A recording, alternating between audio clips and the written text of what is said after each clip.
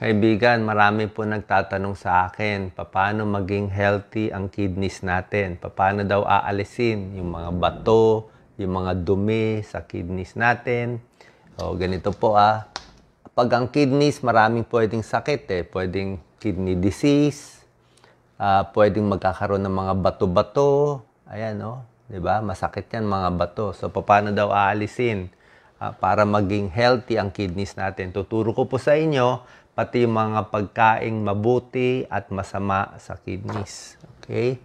Simpleng-simple. Kung gusto natin maging healthy ang kidneys natin, malinis yung mga dumi, kailangan iinom ng maraming tubig. Yan ang pang-flush natin sa kidneys natin. 10 to 12 glasses every day. Ako nga, mas gusto ko kahit sa gabi. Oo, kahit gabi na minsan gigising na lang ako madaling araw kasi pag hindi ako umiinom sa gabi, minsan magiging very yellow. Oo, lalo na yung mga may kidney stones, kahit sa gabi, pinapainom ng tubig para ayaw mong maging madilaw masyado ang kidneys. Pag madilaw na ihi mo, inuman mo na agad. Yan talaga, panlaban natin yan sa sakit sa kidneys. Second, yung sa diet natin, sa kinakain. Ang masama sa kidneys na bawal o iiwasan yung maalat. Yun talaga kalaban. Pag sobra alat, patis, toyo, actually ketchup Ketchup, high salt din, bawasan din yung ketchup. Delata, noodles, chichirya. Pag sobrang alat ang kinakain, pwede magmanas, pwede tumaas ang blood pressure. Pag tumaas ang blood pressure, yan ang number 1 cause. Number 1, number 2 cause ng kidney failure sa Pilipinas. High blood. Bakit na high blood? Sobrang alat. Mga delata, kung mahilig kayo lagi sa delata, napakaalat. Pagkakain sa karinderya, sa restaurant, nako, inaalatan talaga masyado sa mga nagluluto, sa mga chef. Baka pwede mas matabang na lang konti, bigyan mo na lang ng asin o toyo. Parang choice na nila kung gusto pa nila dagdagan. Tingnan din yung mga binibiling pagkain. Piliin yung mas low sodium. Tingnan nyo yung ingredients. Okay? Ang healthy talaga sa kidneys, sari-saring prutas at gulay. Fresh, mas maganda. Anong klaseng prutas at gulay? Mansanas, ubas, strawberry, mga onions, tomatoes, kamatis, sibuyas, talong, cauliflower, itlog, pwede ang isda, at any mga leafy green vegetables. Wala naman talagang bawal. Alam ko may ibang nagsasabi na baka bawal yung sobrang spinach, sobrang asparagus. Actually, hindi naman gaano. Pwede naman po. Worried sila doon sa mga oxalate daw Baka mag-cause ng kidney stones. Hindi naman. Kumain lang kayo nitong gulay, damihan lang pag-inom ng tubig, healthy po pa rin yan. Mas okay pa rin yan, basta bawas lang doon sa alat. Okay? Pagdating sa paglinis, alam ko marami kayong nababasa na kidney cleansing, di ba? Itong mga healthy na shakes, wala naman masama. Healthy naman talaga to. Pwede sa kidneys, pwede sa liver. Pero wala talagang scientific na pag-aaral nagsasabi na pag ininom mo to, gagaling ka na. Hindi po ganoon Pero syempre, pag kinain mo, puro french fries, puro maalat, magkakasakit tayo agad doon. Kung dito, at least neutral ang epekto sa kalusugan, mas healthy pa. Ang issue ko lang sa mga shakes, kung meron kayong diabetes. Kung may diabetes kayo, baka hindi pwede masyado maraming fruit shake. Baka isang baso lang. Kasi matamis din siya Oo, ayoko masyado matamis pero kung healthy kayo, nag-exercise, pwede po to. Ito mga vegetables, mga pipino na shake, pwede yan. Gulay, pwede kahit diabetic ka. Okay? Tsaka, mas healthy din naman yung prutas mismo, yung gulay mismo, kasi may fiber yun Ito, mas wala ng fiber. Pero mas madali lang inumin. Okay? So, yan, mga natural juice, panglinis din yan sa kidneys natin. Pagdating sa mga tableta, kailangan mag-iingat tayo. Actually, mas concerned nga tayo sa mga dietary supplement, herbal supplement. Tanong niyo muna sa doktor nyo. Kasi lalo na yung nabibili sa ibang bansa, mahirap po Meron doon may side effect din Paalam niyo muna sa doktor nyo. Kahit sa vitamins, ang gusto ng mga nephrologists, pag vitamin C, 500 milligrams a day. Ayaw nila masyado mataas. Like kay Dr. Montemayor, isang nephrologist, sabi niya, Pag 2,000 milligrams ng vitamin C, para sa kanya, masyado mataas na sa kanya yun eh. Baka magkaroon ng kidney stones. Diba? Lalo na kung prone kayo. Doon lang tayo sa tamang dosis ng vitamins. Huwag na masyado yung high dose ng vitamins. Kasi pag sobra, iniihi rin natin eh. Isa pang maganda na pampalakas ng kidneys yung pag-exercise, di ba? Pag nag-exercise tayo, gaganda yung daloy ng dugo sa kidneys, pero tamang exercise. Bawal din po ang sobra exercise. Ano sinasabi ko? Let's say marathon runner ka. Pwede kung sanay ka, di ba? Pero pag sobra kasing exercise, minsan nasisira din yung muscles eh. Pag nasisira yung muscles, pwede makapahirap sa kidneys. Tulad ng minsan sa boxing, yung talagang nabugbog, sarado, o nasisira din yung muscles. Sa hazing, diba sa hazing, pinapalo yung tao. Pag pinalo sa hita, nadudurog yung muscle, kaya namamatay yung mga na-hazing sa kidney failure. Kidney failure ang... Kaya kung meron kayong mga hazing dyan, ako, inuman nyo muna ng 2 basong tubig beforehand. Kasi hirap ang kidney sa maraming protein. So, hazing, boxing, sobrang exercise, sobrang marathon, ingatan ang kidneys. Kasi ayaw ng kidneys na sobrang protina. Lalo na yung nadudurog na protina. Speaking of protein, hirap din ng kidneys kung puro protein ang kinakain. Kaya nga yung mga may kidney failure, kita mo, halos low protein sila. Ang karne nila napaka-konti na lang. Yung mga nagda-dialysis o malapit na mataas na creatinine, sasabihin sa kanila yung karne, hiwain mo na lang na maliliit-liit kasi maraming protina, hirap yung kidneys. Lalo na kung may diferensya na. Ngayon kung healthy pa kayo, pwede naman kumain ng protina. Wag lang siguro yung puro karne na lang kinain, wala nang carbohydrates, di ba? O hindi rin po maganda. Hirap yung kidneys sa protein eh. Kaya tama-tama lang. Okay?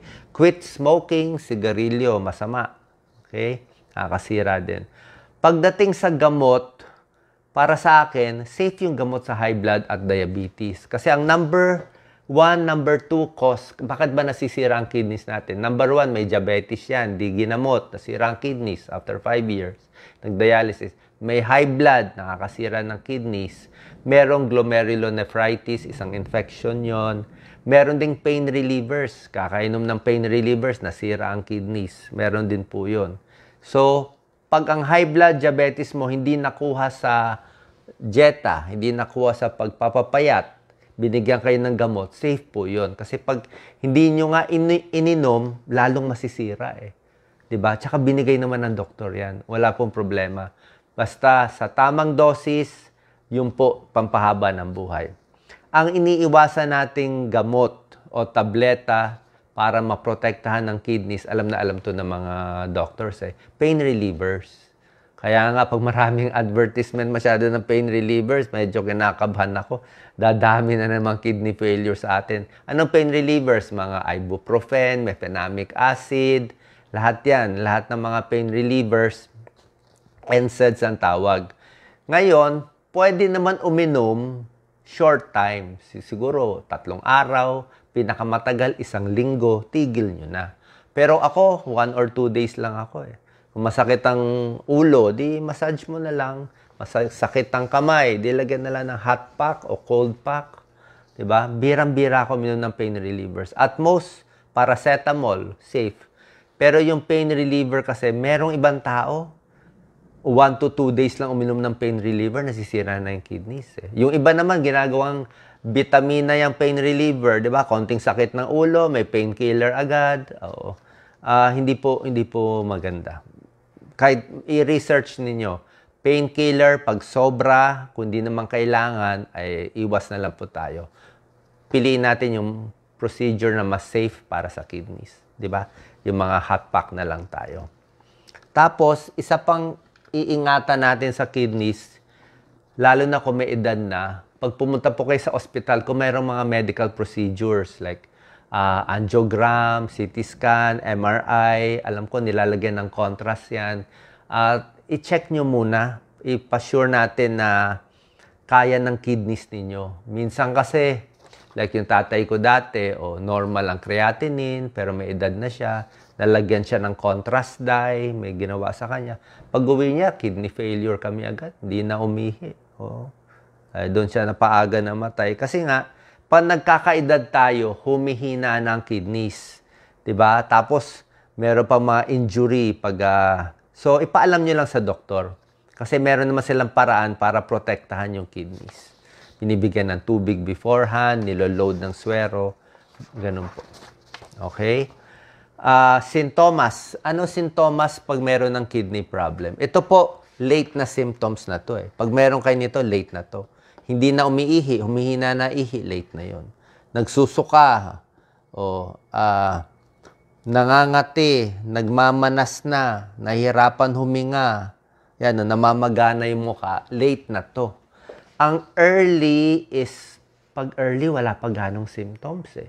Magkaka-symptoms lang kung malala na eh. Ganun ang problema dito. At palagay ko, pinaka-early, check mo yung ihi nyo. Kung ang ihi nyo mabula masyado, mabula, ibig sabihin may protina doon. So, para malaman early, pag ang ihi nyo mabula, pa-urinalysis.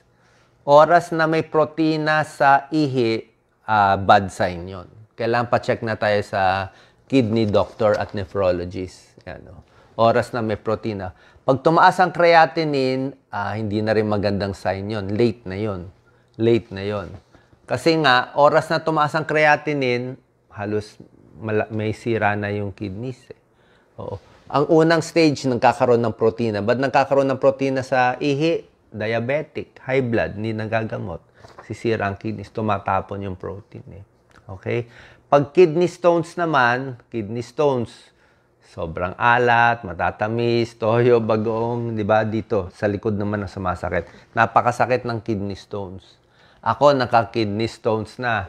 Kasi tinipid ko lang inom ko ng tubig. Nung resident ako ayoko punta sa CR. Ang dami ko pasyente tinitingnan. Di ako gano'ng umiinom. Yan, na-kidney stones tuloy ako.